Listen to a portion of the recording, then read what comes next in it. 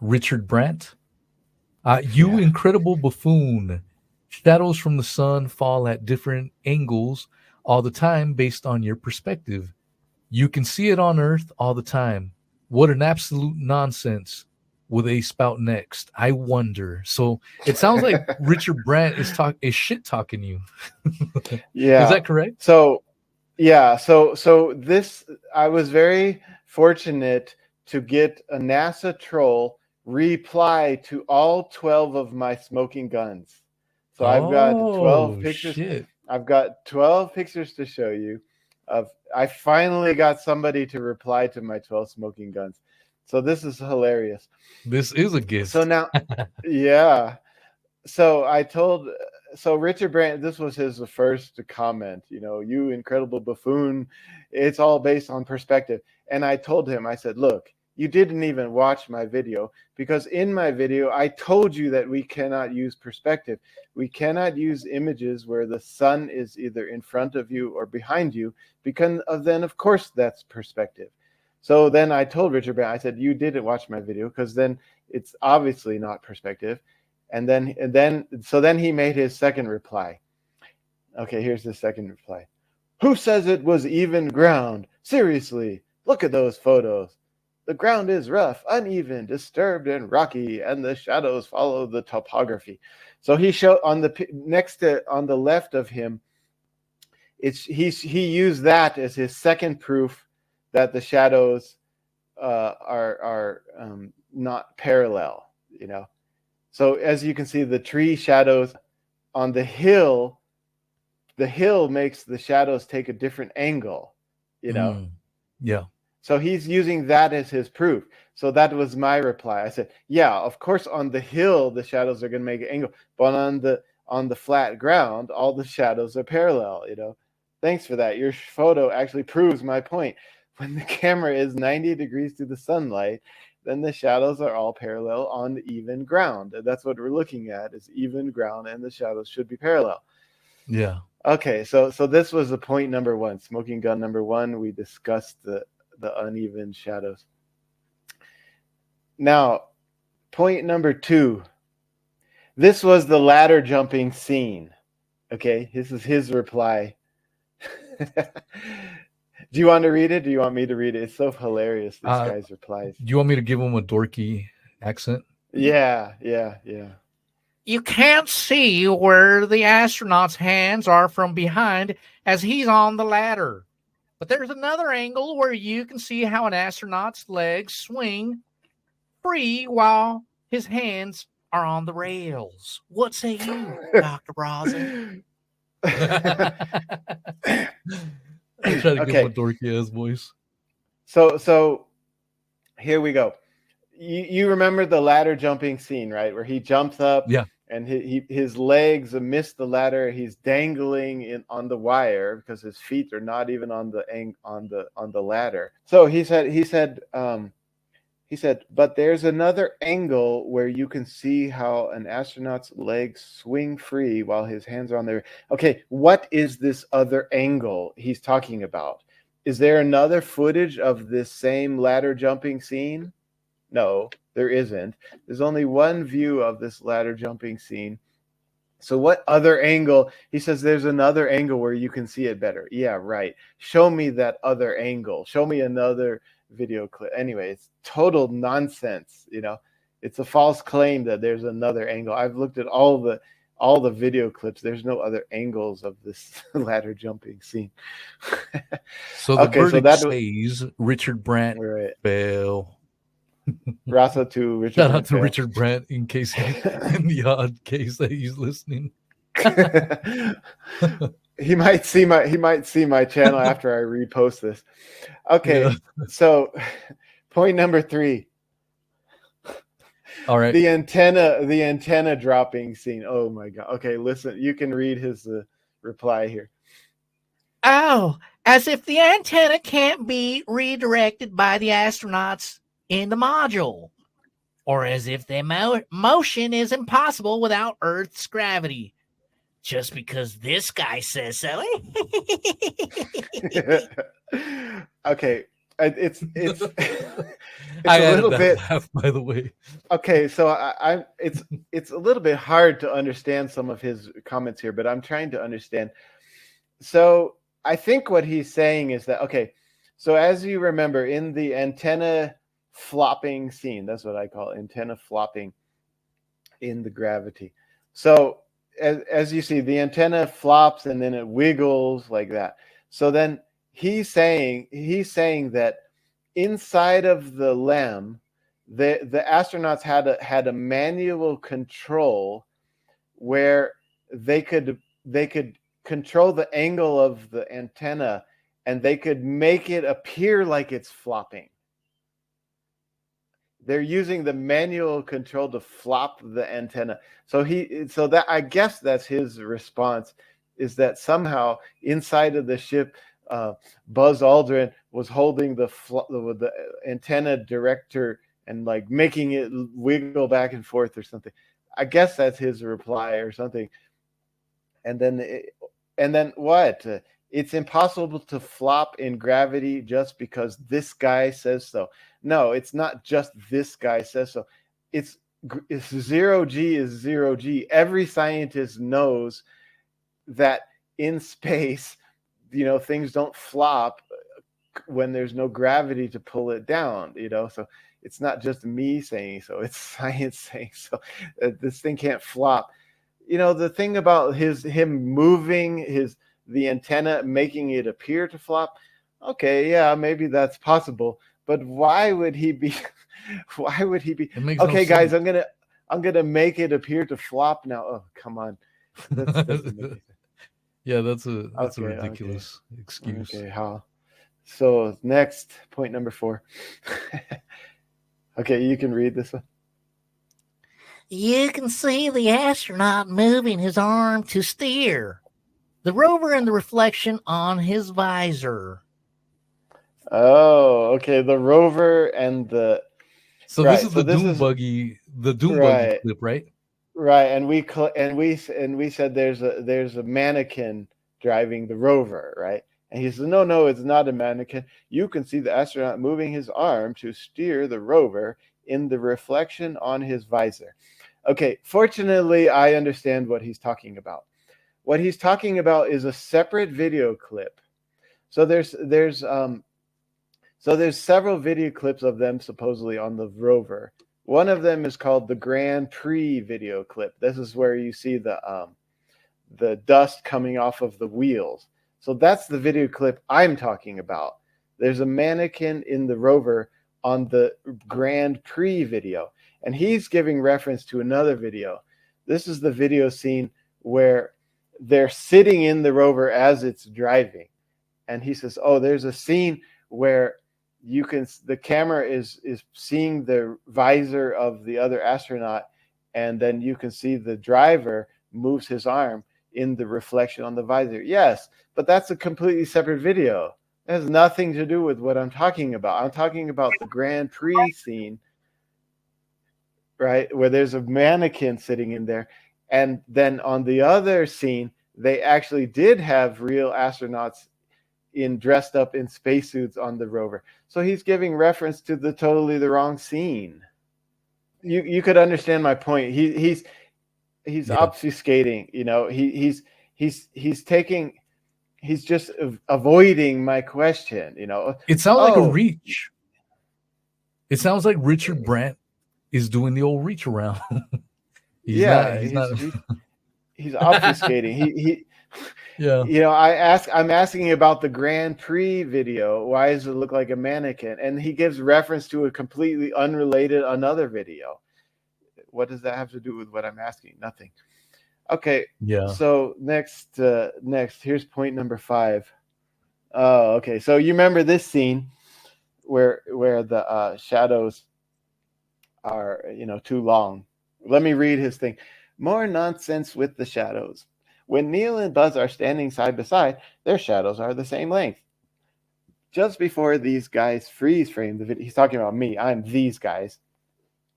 Just before Dr. Ross freeze frames the video, the flag is unfurled, which puts a third shadow between them. In addition, There's a fourth shadow being cast by something in the foreground.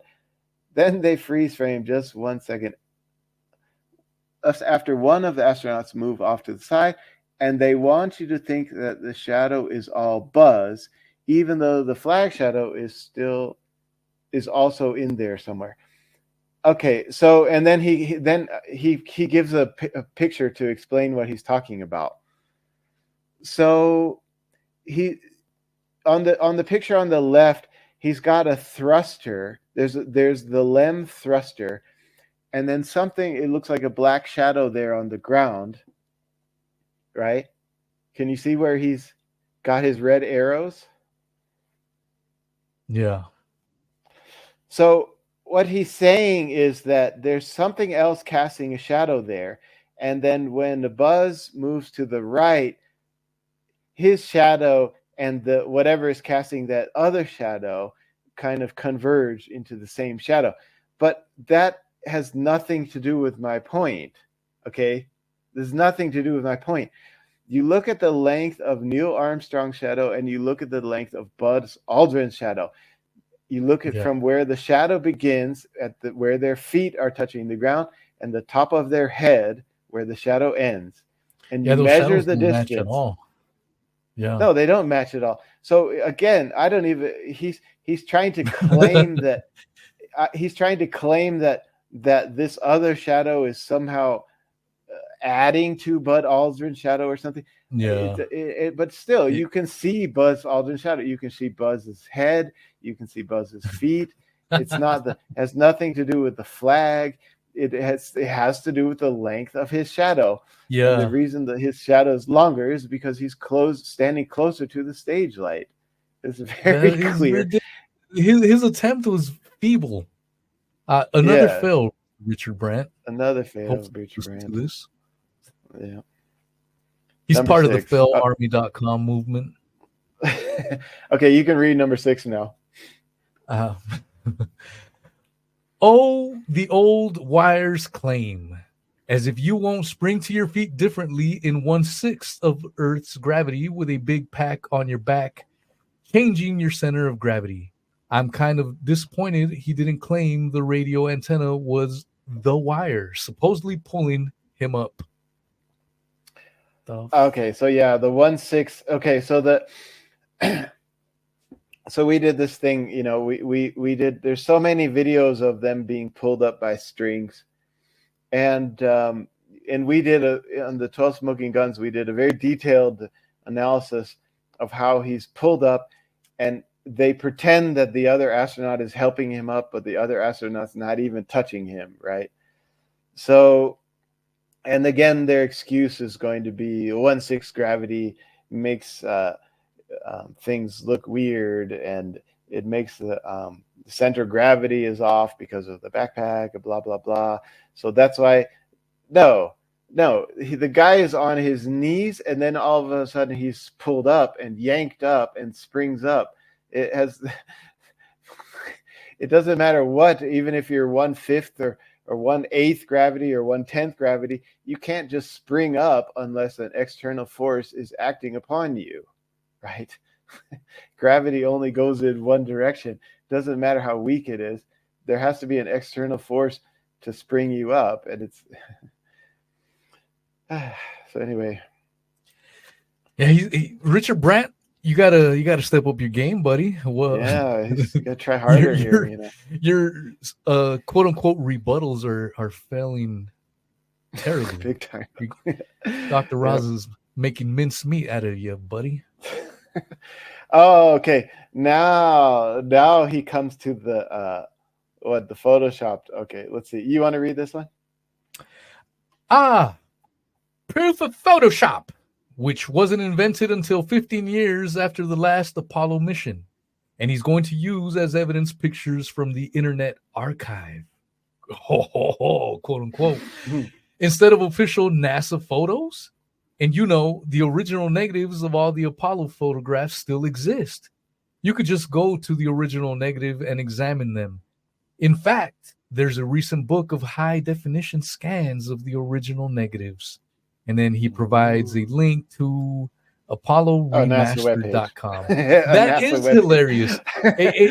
And I want to hear your rebuttal, but my rebuttal to that is Internet Archives. You're mocking Internet Archives. That's where the original shit gets saved. Right. What the hell are you talking about? Right. I don't even. I'm not a fucking astrophysicist, but I could debunk his stupid ass little comment. Yeah, it's so stupid. Oh, if it's on Internet Archives, it's a fake. Even though Internet Archives is archiving the NASA webpage. Everything, all the original shit, and that's more proof of a fucking hoax. Is that NASA has altered the originals? I mean, what the hell is this idiot missing? I mean, how many fucking brain cells is Richard Brandt missing at this point? I know. That's the question right there. And if you remember when I showed you the Internet Archives pictures and compared them to the modern NASA webpage, and if you look at the Internet Archives pictures I was showing, and it says there on Internet Archives that this picture comes from NASA. So what? It says right so there. Like, yeah. So it's just the only difference is he's telling us, basically what he's telling us is, don't trust the old NASA photos, trust the new digitally remastered NASA photos.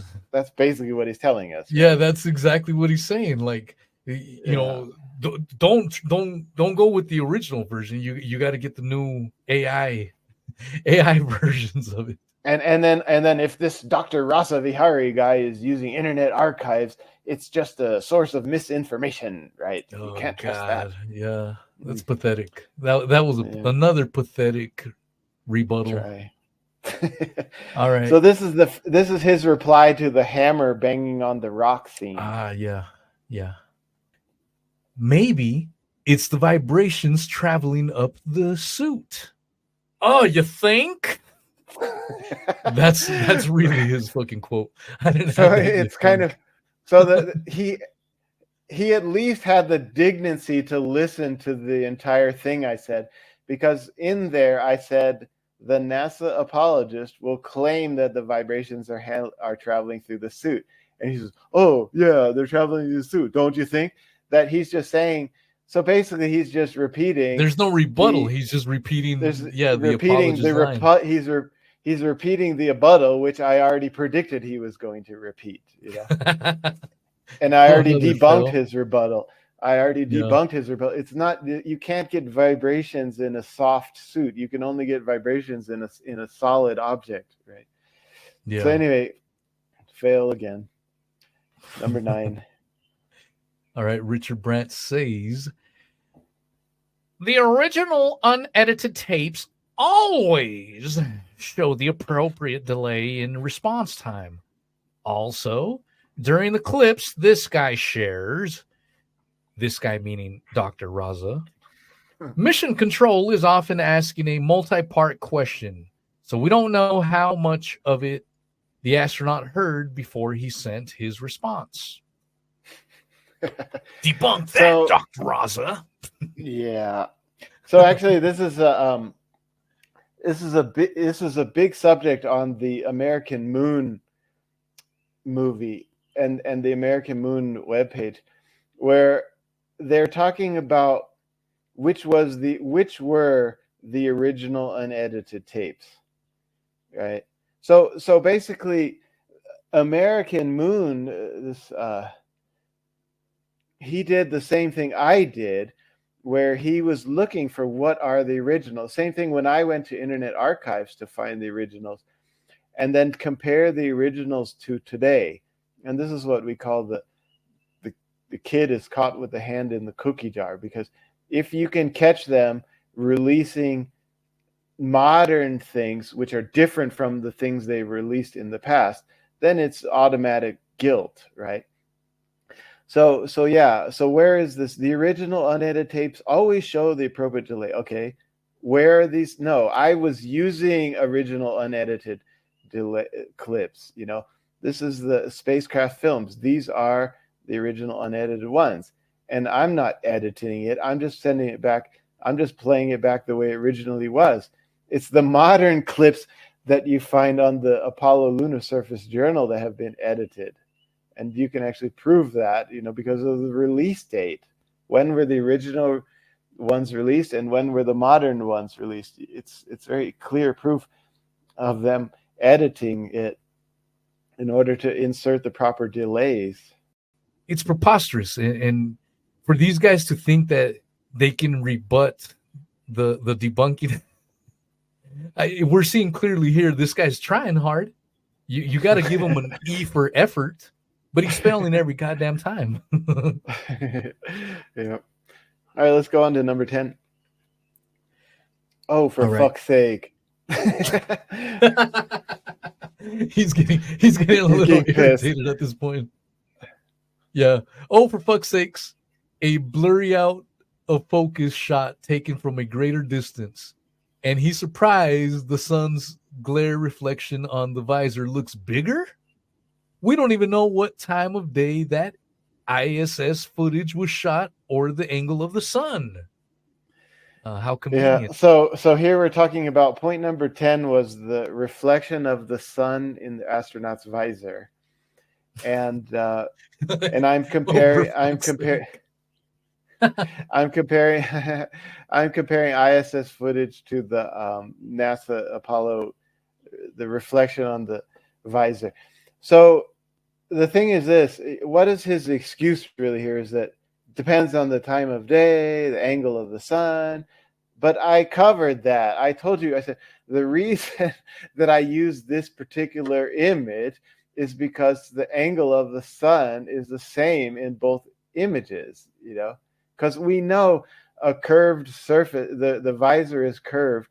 So if the angle is different, then the reflection will be different. We know that. That's why I used two images that have the same angle of the sun, Okay, sorry, Richard. Point number 11. Oh, for fuck's sake, again. Oh, for fuck's sakes, times 2. God damn it. There's no atmosphere on the moon to create smoke or flames, but he thinks there should be an exhaust plume from a chemical rocket. He's losing his mind at this point. He's losing his mind. See, he didn't even listen to what I said. I explained very clearly that there should not be flames. I explained this very clearly. There should be steam coming out. I explained the chemical equation of why you should see steam coming out, why you see steam coming out on the Soyuz crafts. It's the same chemical fuel used on the Apollo missions. Yes, the exhaust plume is H2O, steam, and you should see that. You see that on the ISS. You should see that on the Apollo. So he's just, what he's doing is he's referring to old debunks, because some of the old moon landing researchers used to say, where are the flames? But there shouldn't be flames, of course. There's no flames in space. So yeah, but I explained everything, the chemical equation, why it should be steam, and this. So he's, again, just obfuscating, claiming that I said there should be flames when I said very clearly there should not be flames. All right. So the last point. Oh, wow. He went all out. All right. Point number 12. Oh, and the great granddaddy of conspiracy theories. No blast crater. The lander's rocket engine was throttled down for the descent, and it was shut down entirely during the last few feet of the landings. As soon as a 5-foot probe extending from one of the legs touched the ground, and on top of all that, the lander was coming in laterally sideways, not straight down. So there's a blast trail behind the lander, but there's no blast crater directly underneath it, nor is there any reason why there should be one. If left the blast trail behind the lander, though, you can see it in some of the photos. Explain that away, Dr. Raza. Yeah, I really don't know what he's talking about. What photos can you see a blast trail? So you can see a blast trail, but you cannot see a blast crater. That makes a lot of sense. Okay, now, first of all, let's come back to his claim here. So that, okay, yeah, throttle down. We discussed that, right? Yes, the throttle down will be the typical go-to excuse for why there's no blast crater. Now, how much did they throttle down? What were the engines at? What percentage were the engines at? It's still, he's contradicting himself. Well, the engines were throttled down enough to leave a blast trail, but not a blast crater. And then what? And then he's like saying that the engines were shut off during the last few feet of the landings, as soon as the 5-foot probe extended. So he obviously he doesn't even know the official story. If he would have watched the 12 Smoking Guns, I explained this very clearly. Is that it's not when the the 5-foot probes touched the ground. What that did was it set off a light in the cabin, and then as soon as the cabin light came on, they are supposed to flick the switch, which turned off the engine.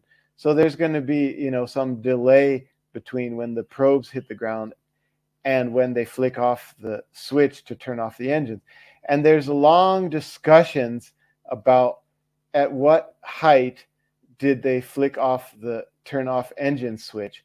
And there's long discussions about which flight did they shut off the switch early and which flight did they shut off the engines late.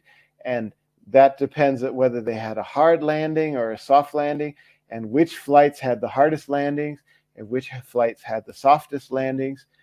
And the hardest landings were because he flicked off the switch early, and the soft landings because he turned off the engines late.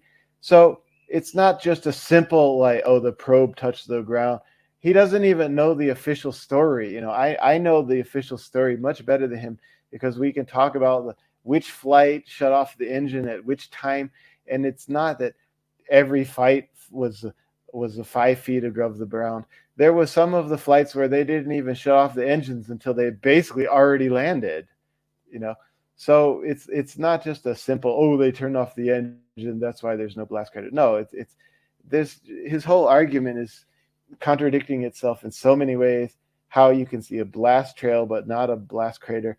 And where are these images of the blast trail that he's talking about?